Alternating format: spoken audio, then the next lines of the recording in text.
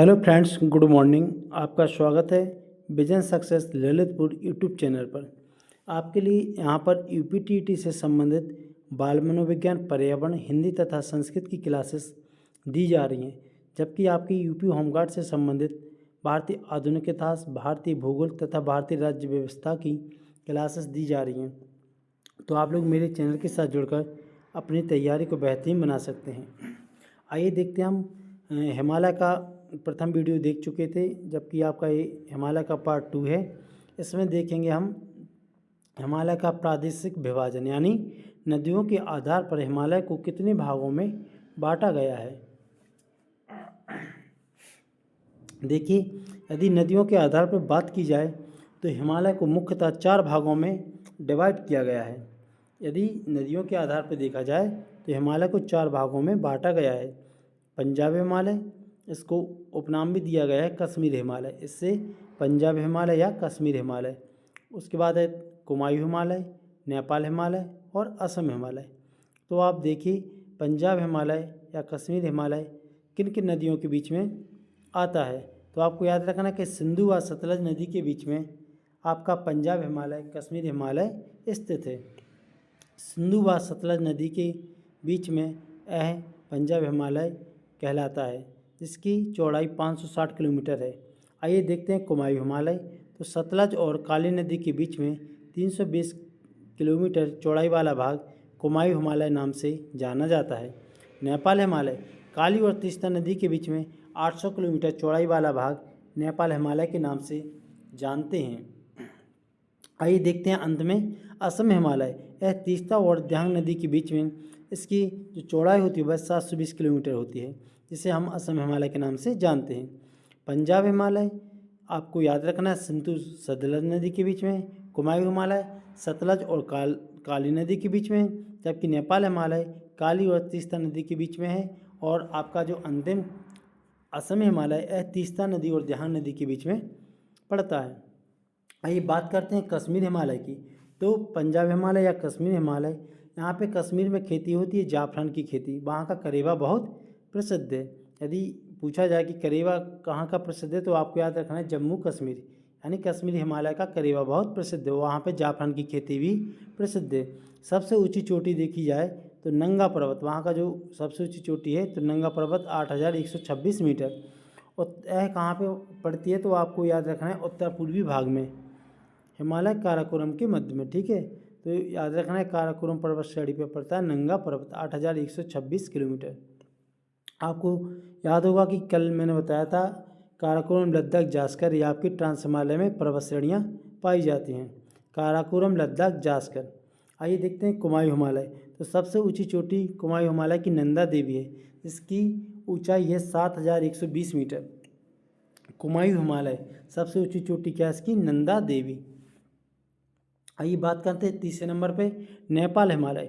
तो इसका अधिकांश भाग कहाँ पे पाया जाता है, नेपाल में पाया जाता है। और इसकी सबसे ऊंची चोटी है एवरेस्ट, जिसे नेपाल में सागरमाथा के नाम से भी जाना जाता है। और आपको याद रखना है कि चीन में चौमुलुंगमा के नाम से जानते हैं।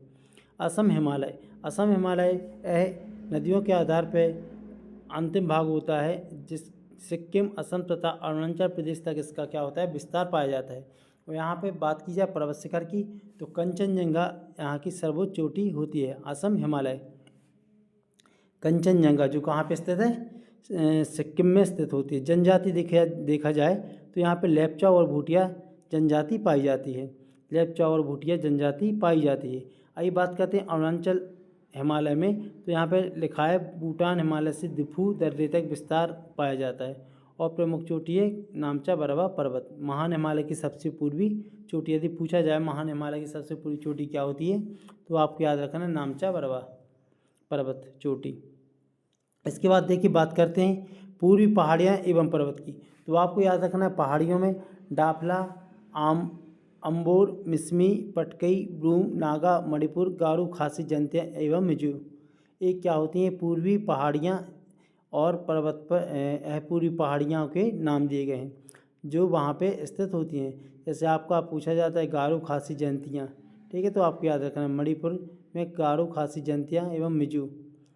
तो डाफला, मिसमी, पटकई, ब्रूम, नागा कहाँ पे पाई जाती हैं, तो आपकी यह पूर्वी पहाड़ियाँ होती हैं।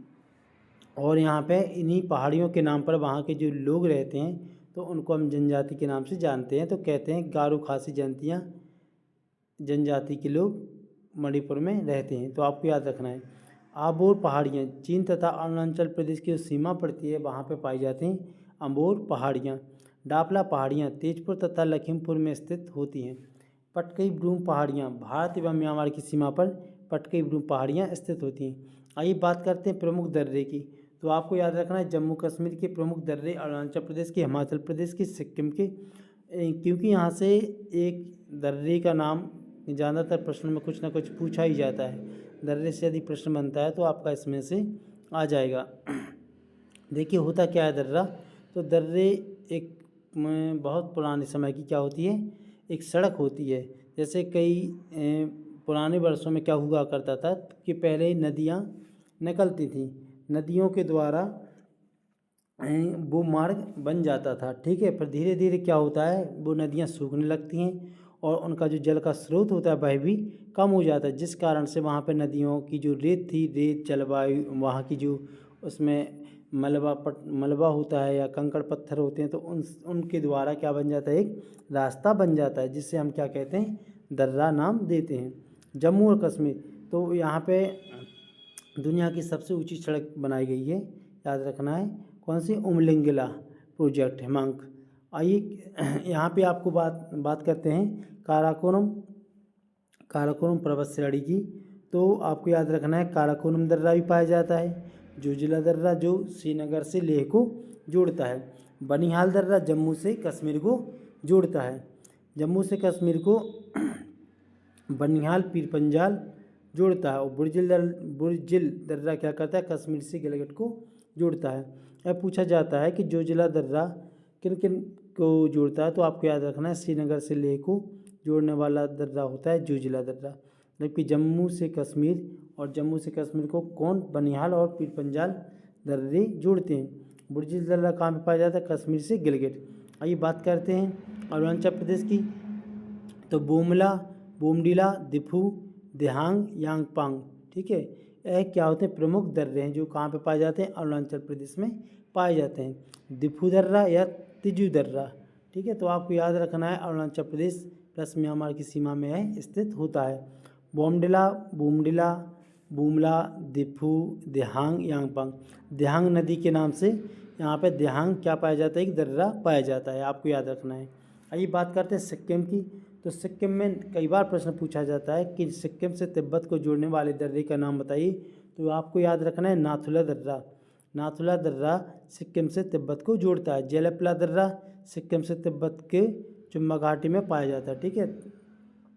तो आपको याद रखना है नाथुला, जेलेपला, ये कहाँ पे पाए जाते हैं, आपके सिक्किम राज्य में पाए जाते हैं। इसके बाद बात करते हैं हिमाचल प्रदेश की। तो बाड़ालाचाला, ठीक है, रोहतांग दर्रा और सिपकीला, ये आपके हिमाचल प्रदेश में मुख्यतः दर्रे पाए जाते हैं। सिपकीला हिमाचल से तिब्बत को जोड़ता है, जबकि रोहतांग कुल्लू से लाहौल स्पीति को जोड़ता है, और बाड़ालाचाला लाहौल स्पीति से लेह को जोड़ता है। तो आपको डिटेल भी उसकी याद रखना है और साथ में नाम तो याद रखना ही है, क्योंकि सीधा प्रश्न पूछा जाता है सिपकीला दर्रा किस राज्य में पाया जाता है, तो आपको याद रखना है हिमाचल प्रदेश। आइए बात करते हैं रोहतांग दर्रे में क्या बनाया जा रहा है, अटल टनल। आइए बात करते हैं उत्तराखंड में। तो मुलिंग दर्रा, माना, नीति और लिपुलेख। तो इसकी ट्रैक होती है नीति, माना, लिपुलेख और मुलिंग दर्रा। तो ये आपके कहाँ पे पाए जाते हैं, ये आपके उत्तराखंड राज्य में पाए जाते हैं। बात करते हैं सर्वोच्च चोटी की। तो पश्चिम बंगाल में सदफू चोटी पाई जाती है। गुजरात में गिरनार पर्वत पाया जाता है, गुजरात, वहाँ पे एक उद्यान भी है। झारखंड में पार्श्वनाथ चोटी पाई जाती है। उड़ीसा में देवमाली चोटी, नागालैंड में माउंट सारावती, अरुणाचल प्रदेश में कांगटो चोटी, सिक्किम में कंचनजंगा और आंध्र प्रदेश में अरमाकोड़ा चोटी पाई जाती है। देखिए श्रीलंका में क्या पाई जाती है, विदुरुत लांगला चोटी, विदुरुत लांगला चोटी। अजीब से नाम होते हैं, कुछ नाम तो बहुत कठिन होते हैं उच्चारण करने में, तो आपको याद रखना है। ये आपका हिमालय का दूसरा भाग हो चुका है कंप्लीट। तो आप लोग हिमालय वाले टॉपिक को बहुत अच्छे से एक बार समझकर और जो नोट्स हैं इस नोट को अपने नोट्स में नोट कर लेना क्योंकि यहाँ पे आपके लिए बहुत अलग करके कई मेहनत करके मटेरियल दिया जा रहा है। तो आपसे निवेदन है कि आप लोग मेरे चैनल को लाइक, सब्सक्राइब, शेयर करिए। थैंक यू, धन्यवाद।